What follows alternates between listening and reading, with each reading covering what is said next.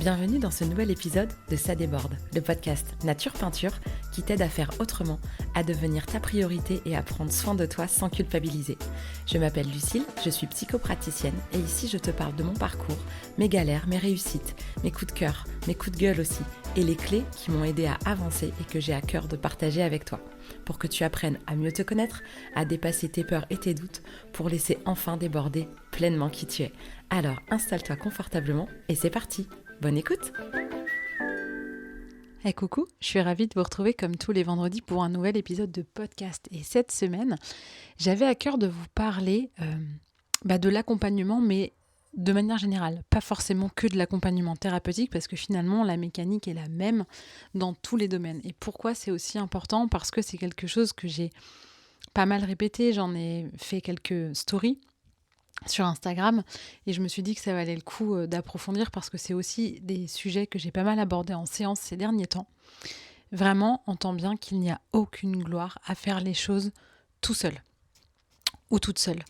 Il y a un peu cette croyance dans l'inconscient collectif, même j'ai l'impression que il y a une valorisation à, tu vois, le self-made man, là, je me suis fait tout seul, moi j'ai eu personne pour m'aider, et de glorifier un peu ces parcours-là. Alors non pas que ce soit pas admirable, mais en fait, on se fait jamais tout seul. Il y a forcément des gens qui, à un moment donné, nous font confiance, nous aident, ne serait-ce que, je sais pas, si tu as un projet et qu'il y a un banquier, à un moment donné, qui t'a fait confiance ou un mécène quelconque ou je sais pas quoi, mais en fait, on n'y arrive jamais tout seul. Donc, je trouve qu'il faut vraiment désacraliser cette idée que c'est glorifiant de se débrouiller par soi-même, de se démerder tout seul, parce qu'on a besoin de personne, parce qu'on est indépendant et fort. Parce qu'en réalité, moi je trouve que c'est tellement dommage et que même j'ai envie de dire que c'est maltraitant. C'est maltraitant envers soi-même parce que mais qui se débrouille tout seul en fait? Et c'est pas parce qu'on a besoin d'aide ou de soutien sous quelque forme que ce soit qu'on est un incapable, un faible, un nul, un idiot ou tout ce qu'on pourrait imaginer. C'est tout l'inverse en fait, mais quelle richesse de savoir s'entourer, de savoir recevoir de l'aide, des compliments, des conseils, des retours d'expérience de personnes qui ont fait le chemin avant nous. On gagne tellement de temps et tellement de confort dans le processus. Et là où on est nombreux, et je m'inclus dedans, alors de moins en moins, c'est aussi moi tout l'enjeu de un des enjeux de mon chemin de vie, de passer de la guerrière avec le couteau entre les dents à aller vers quelque chose de beaucoup plus entouré. Et c'est valable même pour les gens qui ont un chemin de vie inversé au mien et qui partent de quelque chose où on met toujours les autres en premier, on fait toujours passer les autres avant soi pour aller vers quelque chose de beaucoup plus moi-je d'abord. Mais même dans le moi-je d'abord, on fait pas les choses seul en réalité. Si on regarde bien, on ne fait jamais les choses seul. On a toujours besoin du soutien de quelqu'un, que ce soit un soutien moral, un soutien psychologique, un soutien physique, un soutien financier. Peu importe, on a toujours besoin de soutien. On n'a rien fait tout seul en réalité. Et pour autant, tout ce qu'on a accompli, c'est quand même nous qui l'avons fait. Moi, j'aime bien donner l'exemple de prendre un guide de montagne. Si tu prends un guide de montagne qui t'accompagne et qui te fait faire le chemin, mais c'est quand même toi qui vas monter le chemin, en fait. Mais tu l'as pas fait tout seul. Alors oui, je sais, tu peux le faire tout seul. Tu peux y aller avec ton couteau entre les dents, en ayant pris de conseils de personne. Genre vraiment, si tu y vas tout seul, et que tu prends de conseils auprès de personne, tu y vas en sachant pas quel type de matériel il te faut, quel type de chaussures, de bâtons, de sac à dos, de j'en sais rien, bref. Tu ne connais même pas les routes, alors tu as peut-être ton petit GPS qui va t'aider, mais tu sais pas s'il y a un chemin qui est mieux qu'un autre par rapport à la dangerosité, par rapport à la beauté peut-être de ce que tu as envie de voir comme paysage, par rapport à je sais pas quoi, il peut y avoir tellement plein de critères, je m'embarque dans un exemple que je maîtrise pas, mais c'est juste pour comprendre le truc.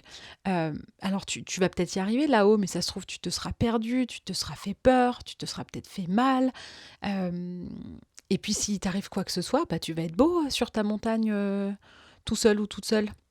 parce que là, ça te fera une belle jambe en fait, de t'être débrouillé seul. Alors qu'en réalité, si tu prends des conseils d'un spécialiste ou même pas forcément d'un spécialiste, mais ne serait-ce que dans une boutique qui va te dire bah tiens pour la rando en telle saison ou de telles chaussures ou avec tel problème de genou, de pied, de machin, il vaut mieux des chaussures hautes, basses, de telle matière, etc., etc. On va pouvoir te donner du matériel approprié qui va te soutenir dans ton chemin. Et si tu prends un guide qui, lui, connaît la montagne par cœur, sait où sont les dangers potentiels en fonction de la saison, sait par où il faut passer pour voir les animaux et les plantes et je sais pas quoi. Et en fait, quelque part, toi, t'as plus qu'à marcher derrière lui en te laissant guider par ce guide. Et du coup, à profiter du trajet, à profiter des paysages, à profiter de cette marche, parce que t'as rien d'autre à faire que d'être là pour toi-même. Parce que tu te laisses porter en fait par ton bon matériel et les conseils que tu as eus avant et par le guide qui est là. Et si jamais tu te blesses ou qu'il y a quoi que ce soit, il y a aussi quelqu'un qui va être là pour te porter secours. Mais quand tu vas arriver en haut, tu n'auras pas moins monté la montagne que si tu étais allé tout seul. Et c'est ça en fait qu'il est primordial de comprendre. Et l'accompagnement, vraiment, ça se matérialise pour moi de plein de manières différentes. Mais la mécanique qui est derrière, c'est juste... Enfin, juste. C'est parce que c'est tout le temps la même, mais c'est pas si simple pour beaucoup d'entre nous.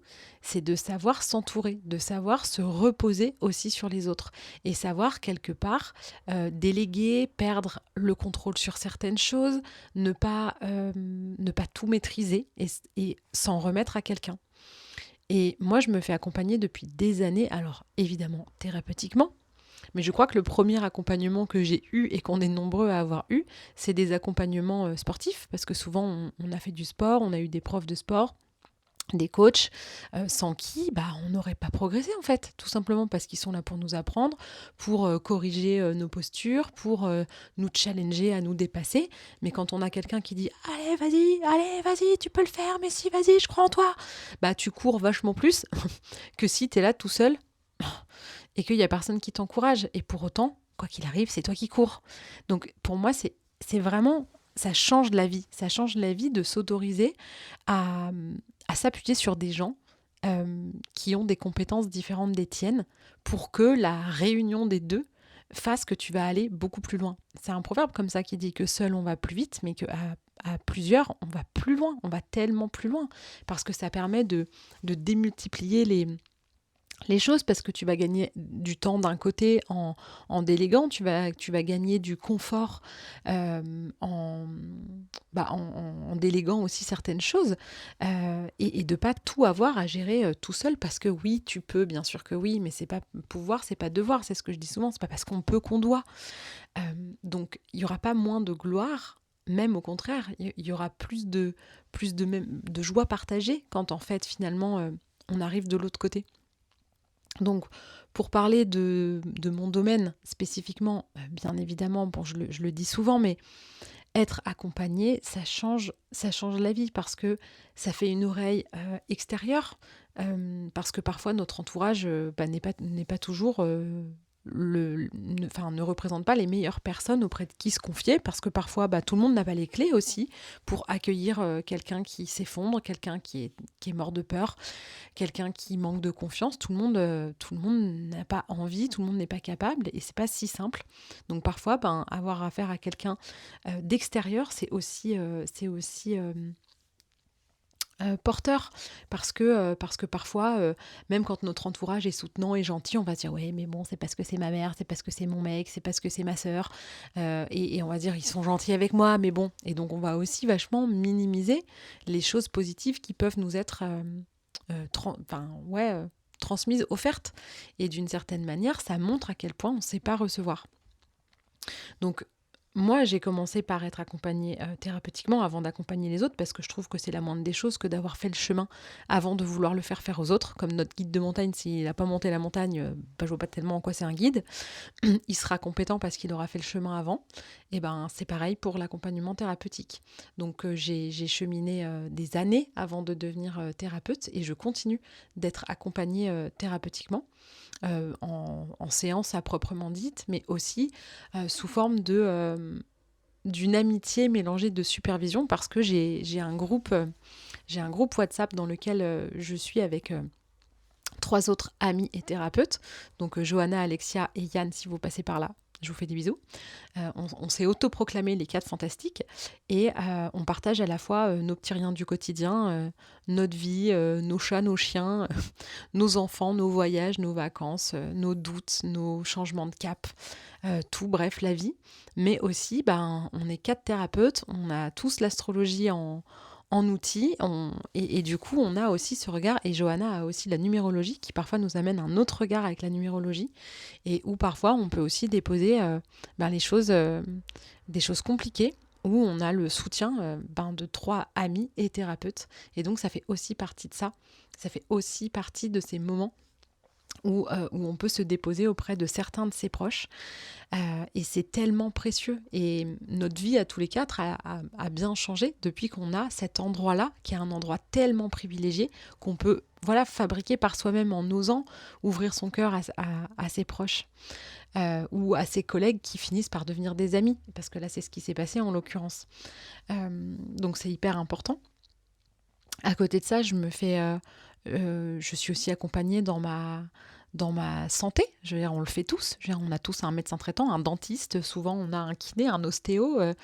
Parfois, on a besoin d'avoir un spécialiste. Je veux dire, on a du monde qui va nous aider à prendre soin de nous, aussi dans notre corps, que ce soit médicalement parlant ou pour le bien-être.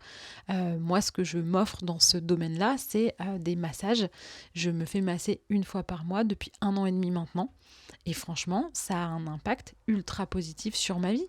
Parce qu'au lieu de garder mes petites tensions dans mon corps et de garder ces épaules qui se crispent, alors il y a des moments où j'ai des séquelles d'une fracture, donc j'ai des moments où j'ai besoin d'aller chez le kiné pour remettre un peu en place mes côtes et mes vertèbres qui ne restent pas là où elles devraient à cause de la déformation de ma clavicule. Donc il y a des moments où ça demande une manipulation plutôt paramédicale, mais le reste du temps, le fait d'avoir des massages régulièrement, ça retarde, en fait, ça évite l'accumulation des tensions qui viennent dévier tout ça. Et au-delà de ça, ça m'apprend aussi à me libérer. Et truc bête, mais j'étais chez le kiné hier et ma kiné m'a mis un ballon, j'étais allongée sur la table, elle m'a mis un ballon dans le haut du dos, ce qui fait que ma tête était loin de la table, en fait, à la hauteur du ballon, quoi. Et du coup, elle avait le champ libre pour manipuler ma nuque dans tous les sens pour essayer de me remettre les vertèbres et l'épaule. Et elle me dit, mais c'est trop agréable de bosser avec toi parce qu'elle me dit, tu laisses totalement ta tête peser dans ma main et du coup, je suis libre de faire les mouvements que j'ai besoin et du coup, j'arrive vachement bien à manipuler tes articulations, tes vertèbres, tes os et à te remettre en place. C'est hyper agréable. Et c'est la première fois qu'on me dit ça, parce que d'habitude, on me dit plutôt que je suis tendue comme un arc et que c'est difficile de manipuler parce que je suis trop tendue. Sauf qu'en fait, ce qui se passe, c'est que comme je me fais masser depuis 1 an et demi, j'ai appris aussi à laisser aller mon corps. Et comme quoi, ça a des impacts, y compris sur mes séquelles et la capacité qu'on va avoir à me soulager de mes douleurs.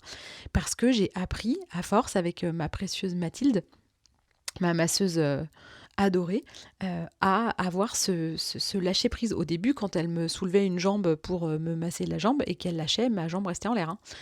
Et maintenant, en fait, j'apprends à m'abandonner. Parce qu'en fait, c'est ça aussi l'idée quand on se fait accompagner, c'est de s'abandonner à l'autre, en fait, à son savoir-faire, et de faire confiance à l'autre.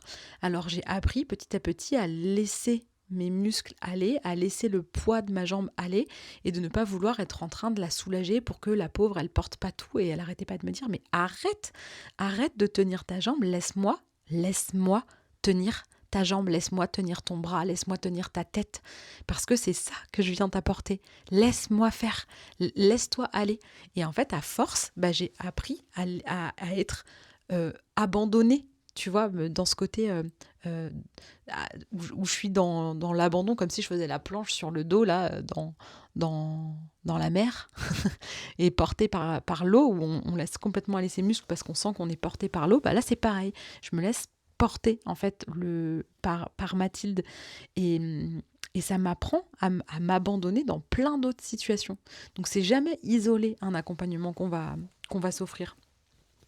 Je me fais aussi accompagner toujours sportivement. Là, c'est ma précieuse Swazik qui va être auprès de moi. Et même si c'est du collectif, elle a toujours l'œil, elle vient toujours corriger les postures, elle connaît les problématiques de chacun. Elle sait qu'un tel a mal au dos, qu'un tel a mal à l'épaule gauche, à l'épaule droite. Quand j'ai repris le sport après ma fracture de la clavicule, elle venait toujours me dire, tiens, toi, sur cet exercice-là, tu vas le faire plutôt comme ci, comme ça, etc. Et j'ai récupéré une mobilité presque normale de mon bras. Et c'est extraordinaire en fait d'avoir des personnes comme ça dans notre vie, parce que ce que je suis capable de faire avec mon corps pendant mes cours de sport, sans elles, je suis désolée, mais j'y arriverai pas. Alors oui, il y a des tutos sur YouTube, il y a des trucs comme ça, et il y en a qui y arrivent très bien par eux-mêmes. Mais c'est pas la même chose que d'avoir un coach qui voit la position que tu es en train de prendre. Quand on te dit mets-toi comme ci, mets-toi comme ça, et qu'en fait, toi, tu peux avoir l'impression que la position elle est bien, alors qu'elle l'est pas. Et sans un regard extérieur, tu vois même pas ton erreur de positionnement, on va dire, et donc tu peux pas le corriger. Et avec la thérapie, c'est pareil. Si tu vois pas tes problématiques de positionnement dans ta relation à l'autre, dans tes besoins, dans le fait que tu t'abandonnes toi-même, mais là dans le mauvais sens du terme, c'est-à-dire que tu te laisses complètement tomber, tu t'oublies totalement au profit des autres, et tu t'en rends à peine compte. Et du coup, tu sais même pas comment modifier cette posture-là. Et c'est là où l'astrologie, moi, va me faire gagner un temps fou. Et c'est tellement précieux parce que moi, je vais voir tout de suite les enjeux, les modes automatiques. C'est comme s'ils étaient écrits noir sur blanc. Et donc, je vais pouvoir te dire, tu n'aurais pas tendance à te comporter de telle ou telle manière. Et c'est en ça où l'astrologie est vraiment un outil incroyable dans plein de domaines. Il se trouve que moi, je l'utilise dans la thérapie, donc j'en parle. Mais ça peut avoir des degrés de lecture à plein d'autres endroits. Et donc, à un moment donné, c'est hyper important de se faire accompagner.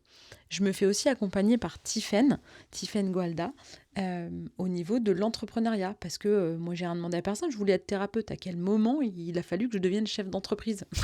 C'est peut-être une micro-entreprise, mais c'est une entreprise quand même. Et donc, ça demande aussi des compétences que j'avais pas du tout. Ça demande d'avoir une vision que j'avais pas du tout. Ça demande de prendre des décisions dont j'avais même pas conscience. Et à un moment donné, j'ai eu envie de commencer à changer ma manière de travailler pour différentes raisons. De une, parce que j'aurais envie de pouvoir déménager et que mon activité dépendait exclusivement des personnes qui venaient jusqu'à moi dans un rayon de quelques kilomètres autour de chez moi. Donc si je pars à l'autre bout de la France, mon activité, il y a un moment donné où il y a un gros creux avant que je puisse me refaire une clientèle ailleurs.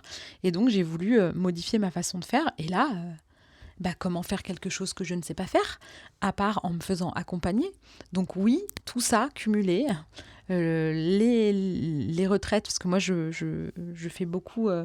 mon chemin thérapeutique, je le fais beaucoup dans des retraites et plutôt au quotidien avec mes 3 amis et thérapeutes. Mais sinon, c'est plutôt des retraites. Donc, entre les retraites que je m'offre, les cours de sport que je m'offre, les massages que je m'offre, l'accompagnement autour de l'entrepreneuriat que je m'offre, c'est de l'investissement. C'est de l'investissement en argent, en temps, en énergie, en disponibilité, en implication.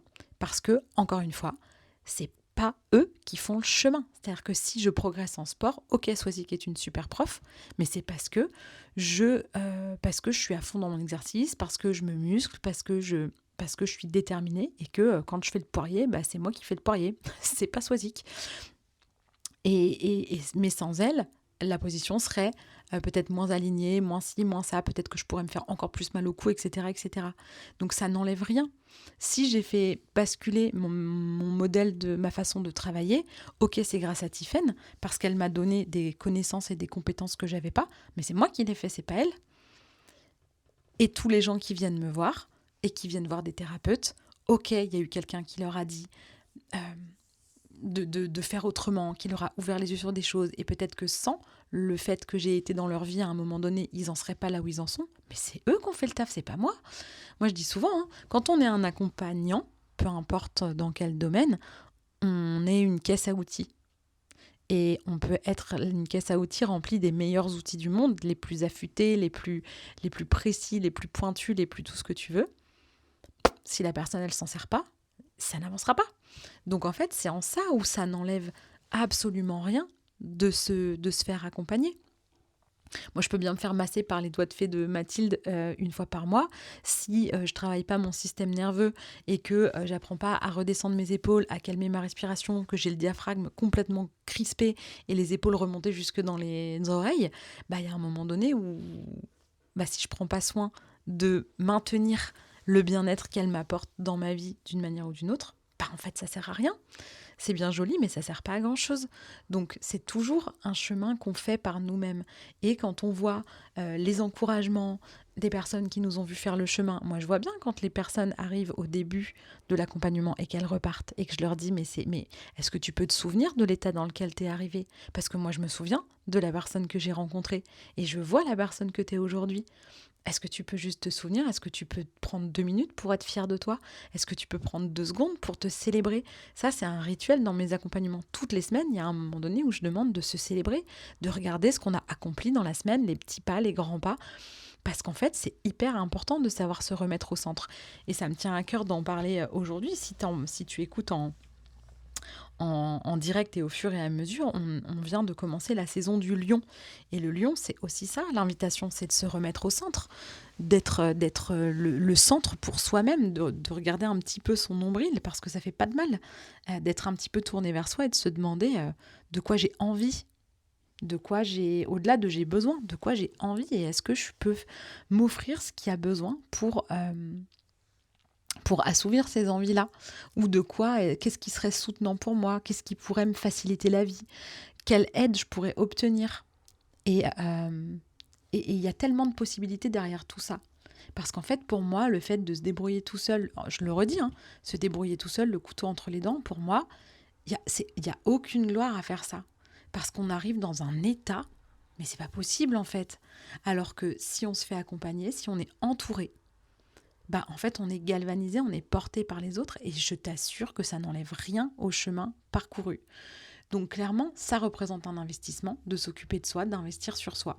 Mais bordel, c'est le meilleur investissement que tu puisses faire de toute ta vie, c'est d'investir sur toi-même. Peu importe le domaine, mais investis sur toi.